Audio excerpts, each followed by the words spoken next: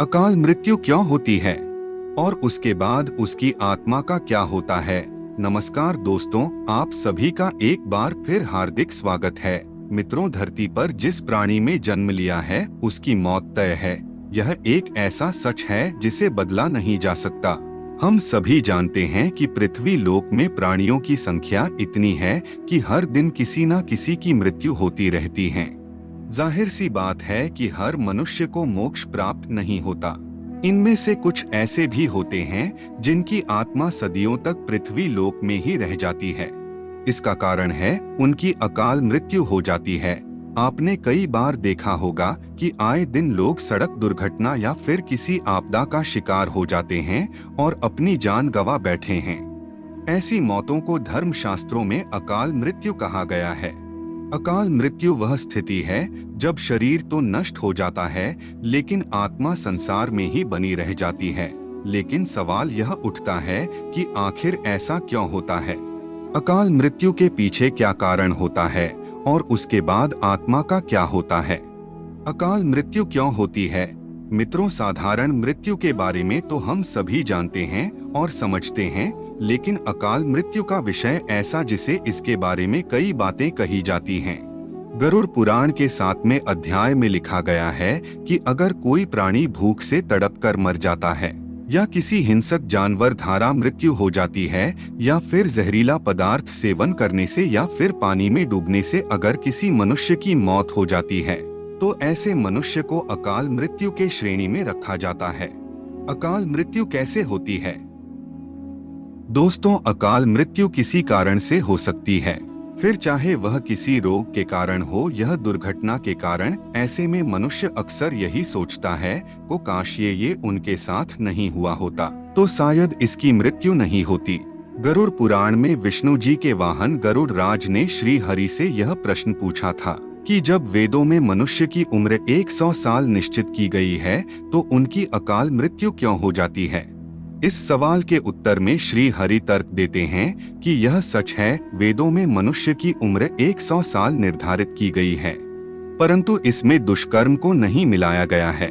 यानी हर इंसान की मृत्यु तभी होती है जब उसके पास धर्म कार्यों के लिए शक्ति नहीं होती है या फिर उसका शरीर उसे धर्म कार्य करने की इजाजत नहीं देता। इसके अलावा जब कोई इंसान अपनी इच्छा से धर्म कार्यों को त्याग देता है तो पृथ्वी पर उसके जीवन की अवधि कम होती जाती है। देखा जाए तो हर इंसान का कर्म होता है, उसका धर्म होता है। ऐसे में इंसान की मृत्यु तब होती है जब उसके पास अपने इन कर्मों को निभाने की शक्ति यह इच्छा नहीं होती। इंसान की उम्र भले ही 100 साल हो लेकिन अपने कर्मों के जरिए वह अपनी उम्र को खुद ही नष्ट करता चला जाता है। वेदों का ज्ञान न होने से मनुष्य जान ही नहीं पाता कि वह कब कुकर्म करता जाता है। अब बात आती है कि अकाल मृत्यु के बाद आत्मा का क्या होता है। गरुड़ पुराण में आगे विष्णु जी यह भी कहते हैं कि मनुष्य के जीवन के 7 चक्र निश्चित है। ऐसे में अकाल मृत्यु को प्राप्त होने वाले जो मनुष्य इस चक्र को पूरा नहीं कर पाते उसे मृत्यु के बाद भी कई प्रकार के कष्ट भोगने पड़ते हैं।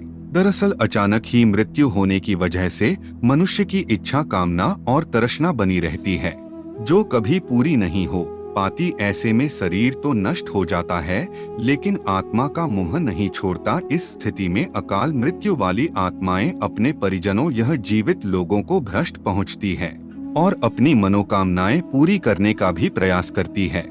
गरुड़ पुराण में बताया गया है कि प्राकृतिक मौत से मरने वाले मनुष्य को 3, 10, 13 या 40 दिन में दूसरा शरीर प्राप्त हो जाता है, जबकि अकाल मृत्यु व्यक्ति भूत, प्रेत, पिशाच, कुष्मांडा, ब्रह्म, राक्षस, बेताल और छत्रपाल योनि में भटकता रहता है।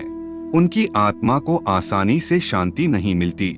आपको बता दें कि अकाल मृत्यु में आत्महत्या को सबसे निचले दर्जे पर रखा जाता है। मृत्यु के कितने दिन बाद जन्म मिलता है। ग्रंथों की दृष्टि से यह एक घिनौना कृत्य है। भगवान विष्णु जी ने गरुड़ पुराण में इसे ईश्वर का निरादर और अपमान कहा है।